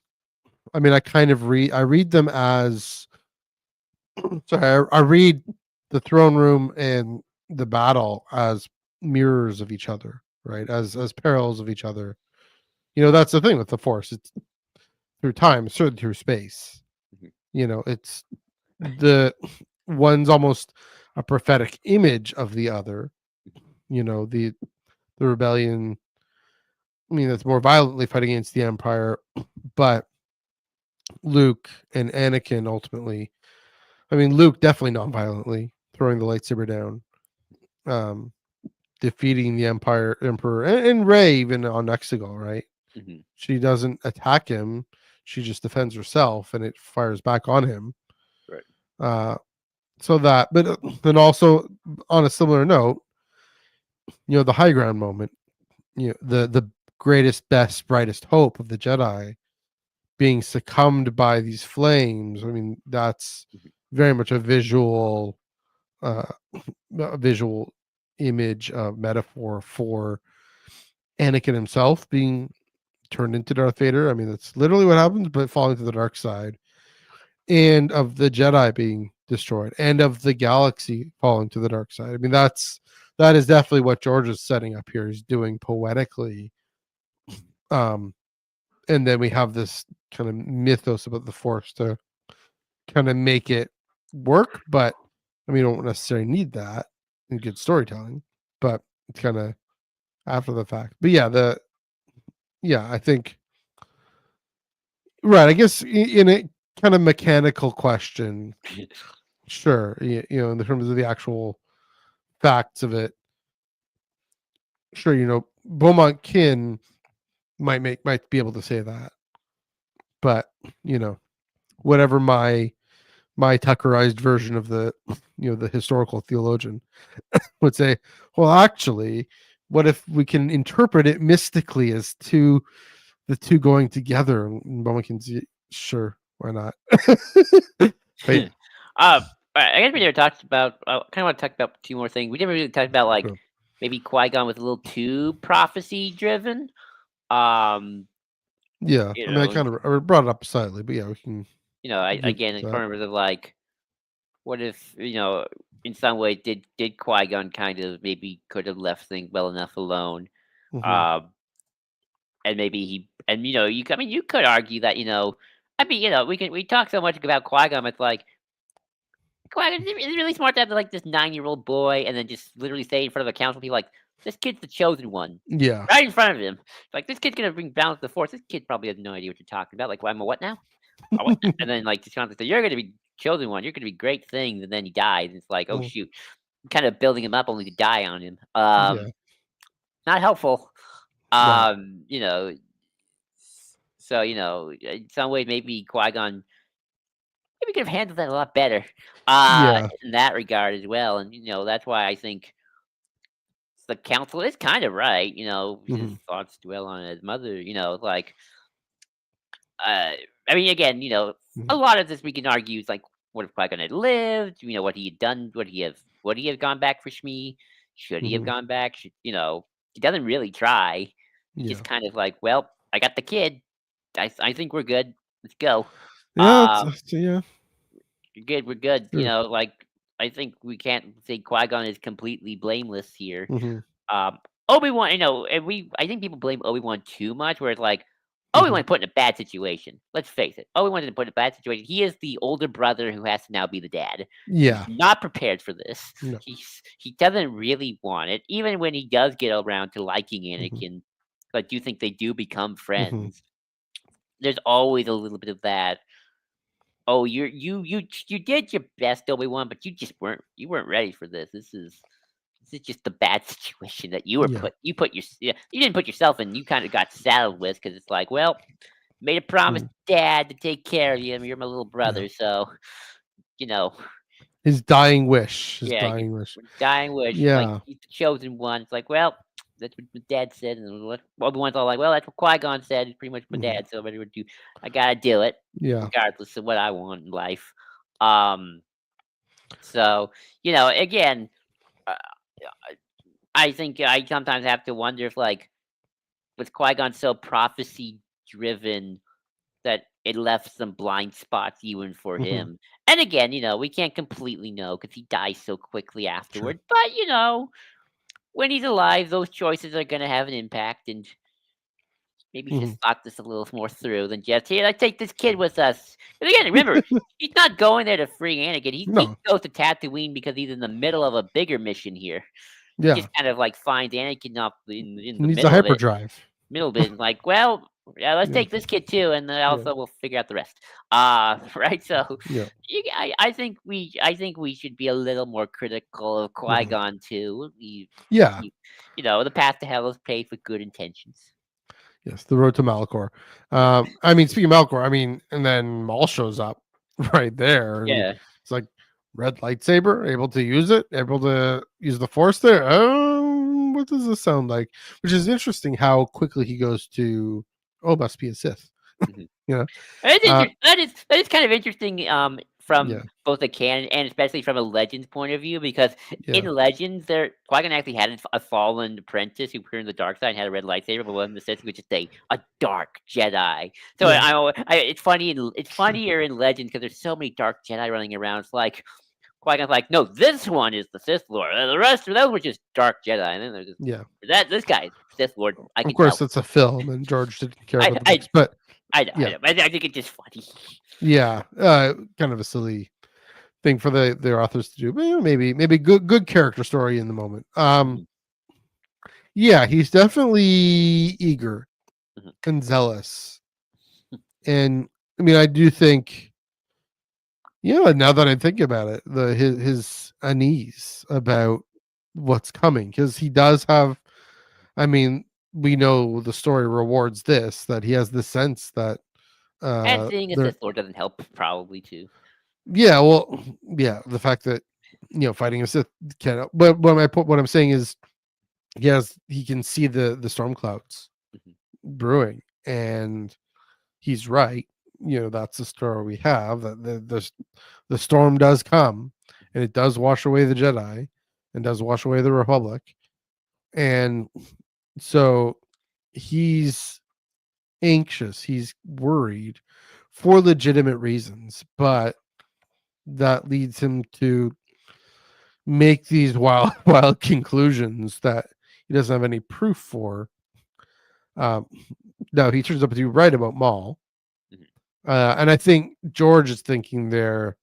Oh, there isn't anyone who's around who's fighting with red lightsabers. Right. So but I mean, Yeah. Keanu Mooney had the right to be skeptical if you Yeah. take like the George approach of like the Sith have been gone for 1,000 years. We haven't Yeah. seen them. It's like that'd be like saying, "Hey, there's a dinosaur." What are you talking about, Qui-Gon? Yeah. So that, but also, have to be so confident with this chosen one thing again, because he's sensing the imbalance, but also, I mean, he senses Anakin's kindness, senses Anakin's generosity, willing to help. In the middle of the sandstorm, he brings them home, and what kind of kid does that? So it's kind of, we can understand Qui-Gon. I still think the story ultimately rewards him, but it's a little, he's eager, and that point about setting him up and then dying It and not being rewards able him to. 50 years later and with a lot of death. Yes, that is true. Okay, but here's the other question then. In the story, in the narrative, and we won't really know this necessarily, is even wiping away the Jedi and the Republic, is not even the Force correcting itself somehow, right? Even as it's, I mean, that's this wild. I mean, I wondered this, right? At least the George Lucas films is this great galactic reset, right? Wiping away the Sith, wiping away the Empire, but also wiping away the Republic and the Jedi. And I would say no. interesting. You don't Only think it's because yeah.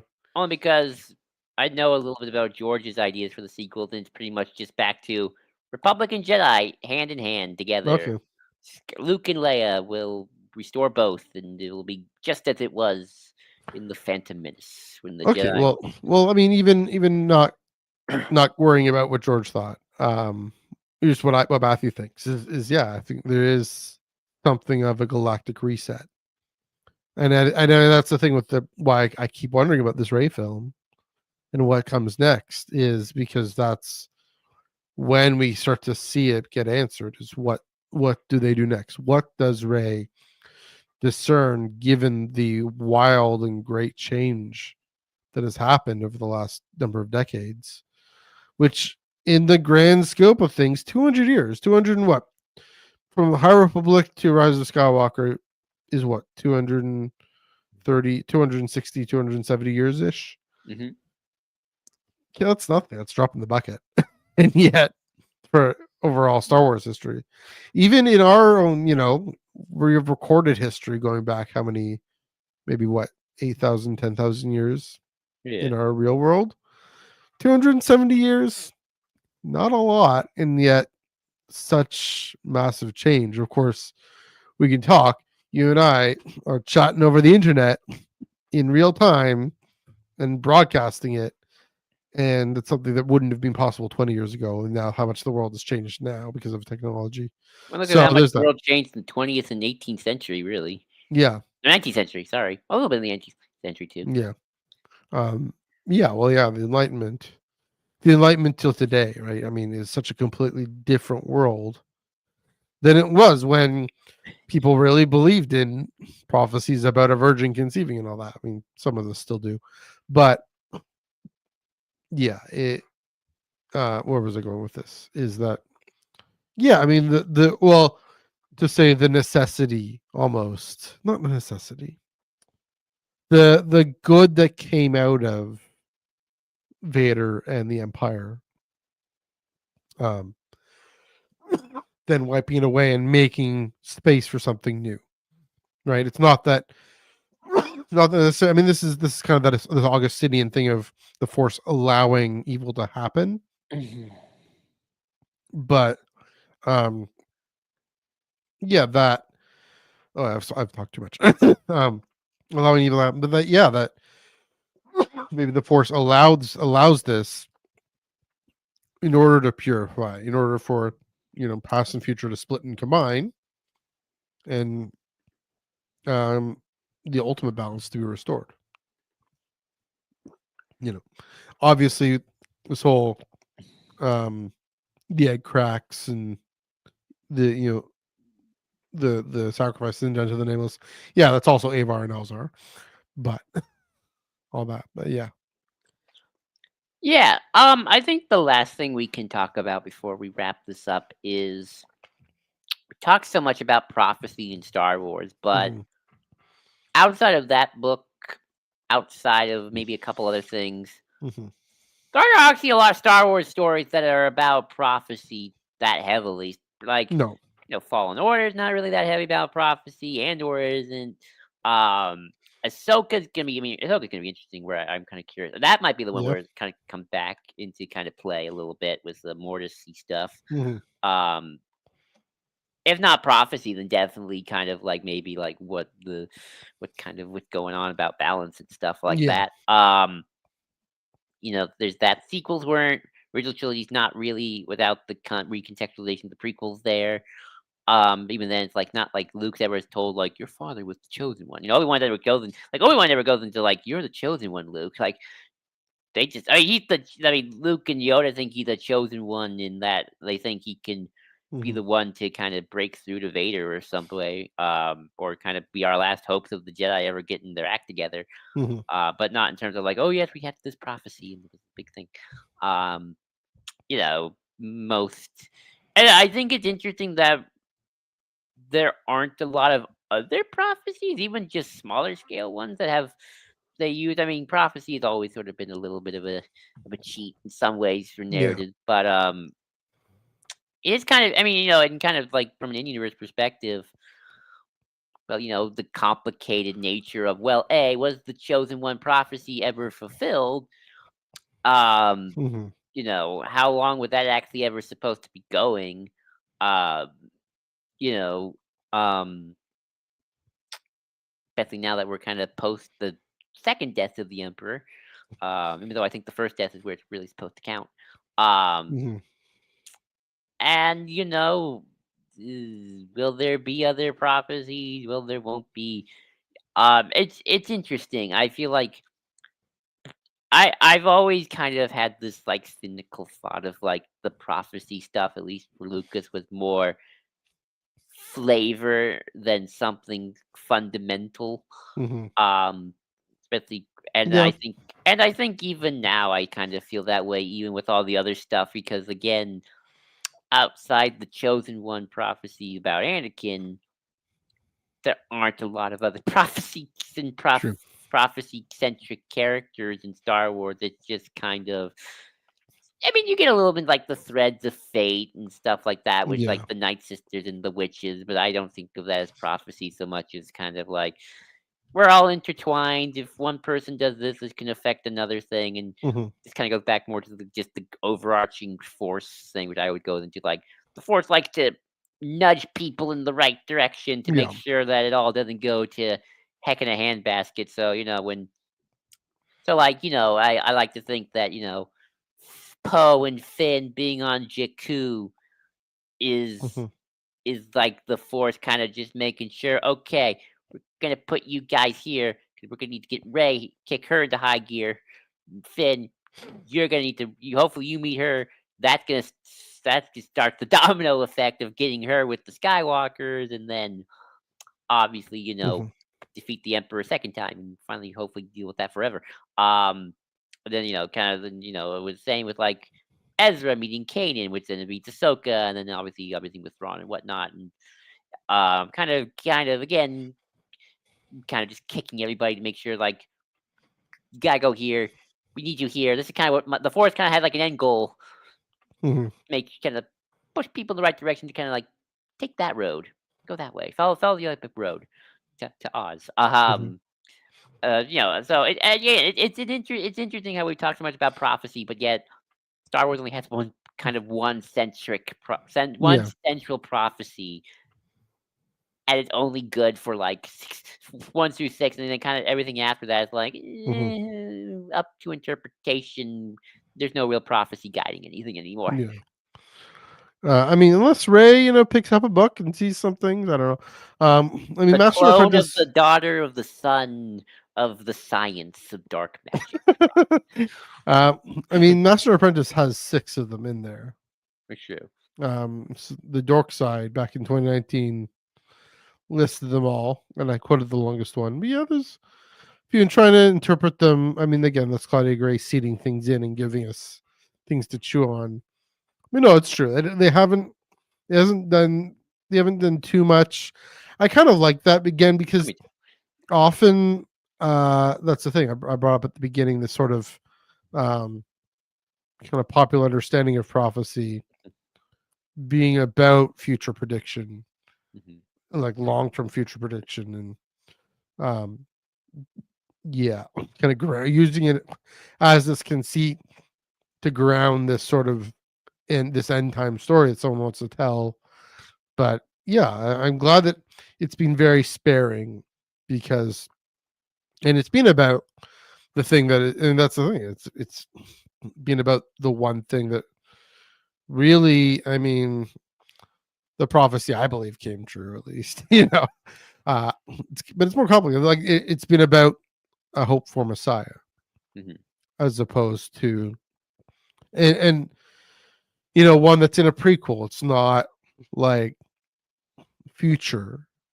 It's already happened. We can't say like we're not I mean it'd be weird, it'd be interesting if someone, if there's a story set, how many decades after Rise of Skywalker it says, "Oh, I wonder if this person's the chosen one."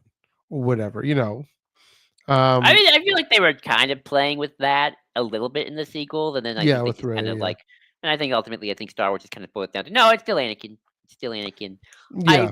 But I, then that's the thing. I that's maybe one of the reasons I appreciate it is because that makes it less slippery. That makes it less of a cheat, of a conceit. I But will if you do say, this once in this one trilogy and you keep it there, I mean, George used the Death Star twice and then JJ used it again. Like that's it's a little bit of a cheat that JJ. So it's a similar kind of thing. I'm glad it's being I kind mean, of confined. Legends and Canon both brought back the Emperor, so we've already kind Well, of there's that, yeah. now. I mean, and this is now here's the fun thing. Let's have a little more fun before we wrap up, if you Yeah. don't mind. Um, the question is, you know, A, I mean, that did the ultimate prophecy they destroy the Sith in any way or destroy the dark side? So I'll read it out again.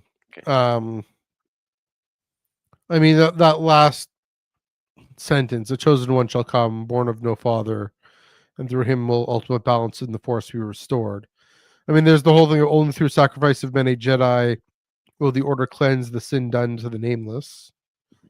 The danger of the past. Oh, sorry. Oh, the danger of the past is not the past sleeps in an egg. When the egg cracks, it will threaten the galaxy entire. When the Force itself sickens, past and future must split and combine. Which is funny. I mean, it's 2019, so we don't know that's about the blight. We don't know that's about Planet X. But here's the thing: it doesn't just have to be about Planet X. It doesn't just have to be about the blight. Anyway, no, it doesn't say anything about um it doesn't say anything about destroying the dark side. It Well, here's just really says it just talks about restoring balance. here's the funny thing about that version of the prophecy compared to Hmm. when you hear in Phantom Menace, which I think in Phantom Menace that's in Lucas that's probably what he's going for. Of like Yeah. talk about the destroy the Sith and bring balance to the Force. Yeah. But if we want to go with that, and this is where I'm okay with a little bit of retweaking Hmm. of things, especially if it's in Ahsoka, of you know was destroying the Emperor the ultimate just to bring balance to the Force, and that was what did it. Hmm. Because I kind of because here's the thing. I mean, here's my kind of my secret prediction of I feel like, and people have brought this up, and I mean, I could be totally wrong. Of like at the end of Ahsoka season 2, Ahsoka's gonna stay on Peridia / Mortis, um, with Yeah. Balin, and then I feel like Right. Anakin's gonna be the father, Ahsoka the daughter, and Balin's son, Mhm. like Dark Balance. And then Interesting. because it's the three of them together, they're kind of gonna pull like an Avar and Elzar, where they're gonna have to stay there and kind of be the balancers of the Force, Interesting. kind of keep that all aligned, sort of a thing. Because I feel like rewatch Mortis, that's what the father wants. He's like, Yeah. I want to retire. True. Can I have this kid take over for me? Yeah. And Anakin's like, no, I'm not gonna do that. Mhm. Even though I can, I'm not going to. I got a war fight, buddy. Um, Mhm. and now maybe Anakin's finally fulfilling that part of the prophecy. Yeah. Because again, obviously Mhm. that's not Lucas's interpretation, but we have what we have now. We're stuck with it. We can't unchange it. So now we have to figure out. Well, the Emperor doesn't die, but I do think his power is greatly broken, and I do Mhm. think that gives Anakin the chance to restore the balance of or you know what? I'm making up Ahsoka season 2, and I don't want to get myself hyped up for something Yeah. that's not going to happen. But what if when Interesting. Anakin's, because I always talk about like Anakin's redemption, Anakin's atonement through death and Force Mhm. Ghost journey, which is probably something maybe Hunt for Ben Solo would have been about as well. Yeah. Um, of like Anakin's now in Force Ghost land in the Netherworld of Force and Forcey, ghosty, crazy, wacky land, Mhm. and he's like, "Oh wow, Palps and me get a number on the Force," and like you kind of see the Force all kind of messed up because Palpatine was doing all that. Hmm. Because that's the idea was always Yeah. Plagueis and Palpatine and the Sith before them were always trying to like get the Force really messed up and out Mhm. of balance so that they can strike. And Yeah. like like a couple masters before Palpatine and Plagueis, like one of them kind of like did a hole in the Force and like got a tear through it or something like that. Mhm. That's Plagueis novel, so who knows? But I kind of like to assume more or less that's kind of the idea of like they're doing so much messed up stuff with the Force, sickening it and something like that. Mhm. So now Anakin, in death, he destroyed the Emperor, he destroyed himself, now has to kind of fix what the Emperor broke when he was doing his thing.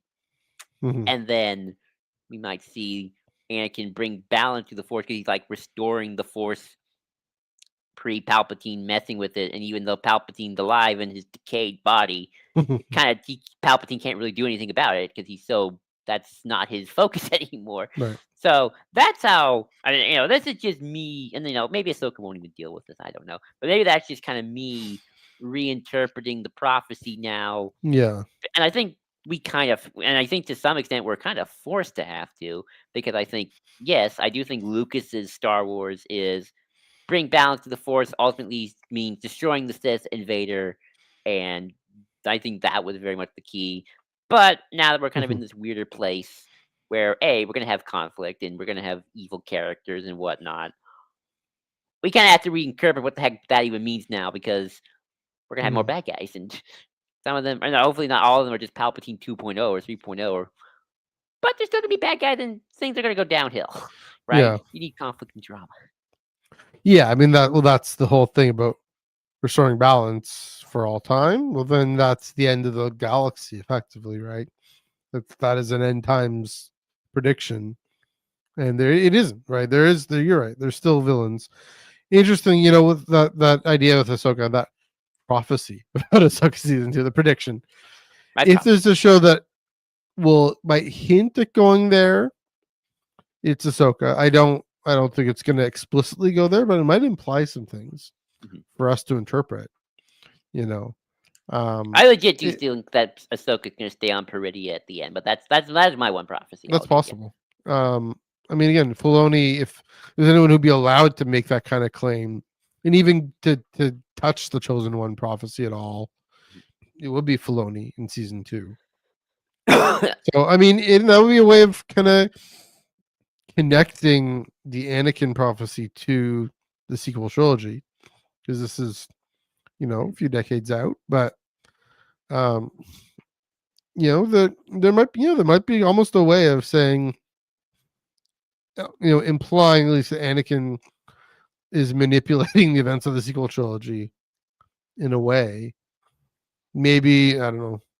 Maybe cut to Exegol and you have Dathan there, and I don't know.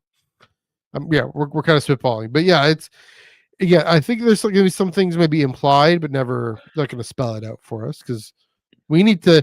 They Dave Filoni doesn't want to steal from us the joy of living, Right. and of watching these shows and the joy of podcasting and interpreting on the internet what he's done to us. Right.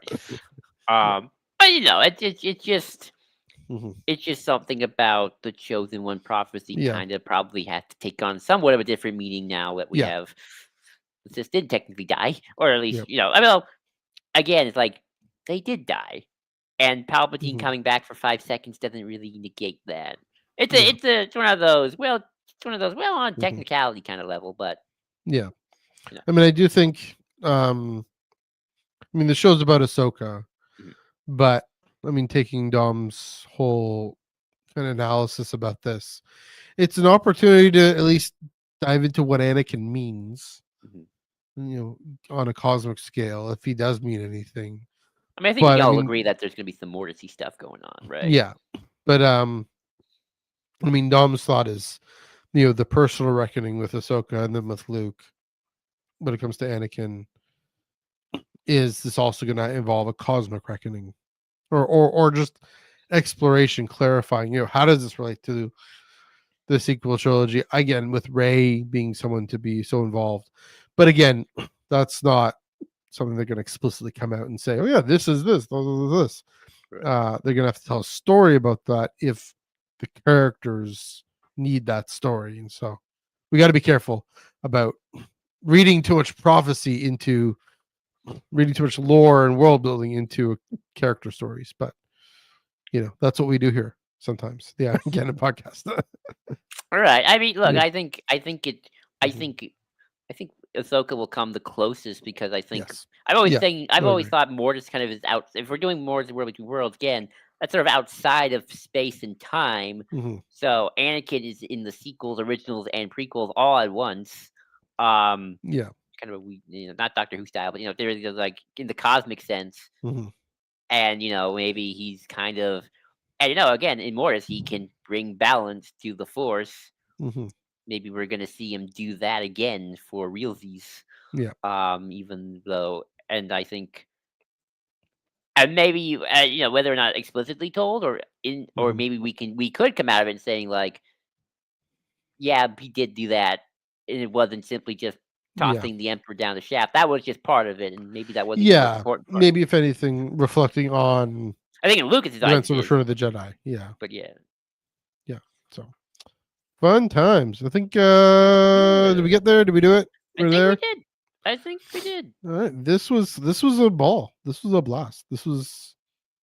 We kind of went in all sorts of wild directions, but it was a fun thing to do. We always do that. Always fun to do that. Both lore world building, mystical gobbledygook, and what's the story Right, on the ground right. in the pages on the screen. There you go. All right. Thanks everyone for joining us. Even got a newcomer here, Travis. Welcome to the Star Wars Underworld fandom fam, and everyone else. Thanks for joining us. Let us know what you thought of our conversation tonight. What you think about Star Wars? Is Star Wars more traditional or conservative than we tend to think? And also, of course, prophecy, the theme of prophecy in Star Wars. Comment below. Those boxes aren't going anywhere. Also, please do give this video a like and a share and subscribe to the channel if you haven't done so already.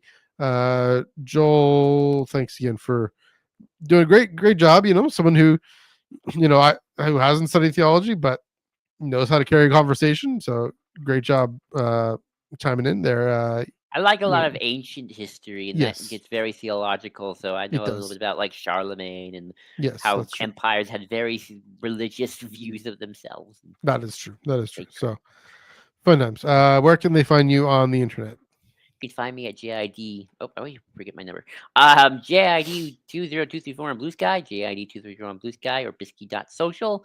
And of course, you can always find me at Star Wars Underworld Discord. We have game nights, movie nights, and more. Mhm. Oh yeah. There And you of course, I go. also control the Ion Cannon Blue Sky account as well. There we go. You can follow my personal Instagram, Threads, and Blue Sky, MNEUG1138. Personal Twitter, NEUG485. Also, yes, the Tractor Beam comics reviews. We are, this Wednesday. I'm going to fly solo. Boba Fett, Black, White, and Red #3, and Marvel's February solicits what's on there, what isn't on there. That's this Wednesday right here on the Underworld channel, 6 p.m. Pacific, 9 p.m. Eastern. Be there, be square, be a parallelogram, etc. Same Katakoot time, same Katakoot channel. We will be right back at you next week with kind of a 2026 preview. We're doing our 2026 preview before we're doing our 2025 look back. But I'm talking about how to get into Star Wars, what kind of on ramps are there in 2026.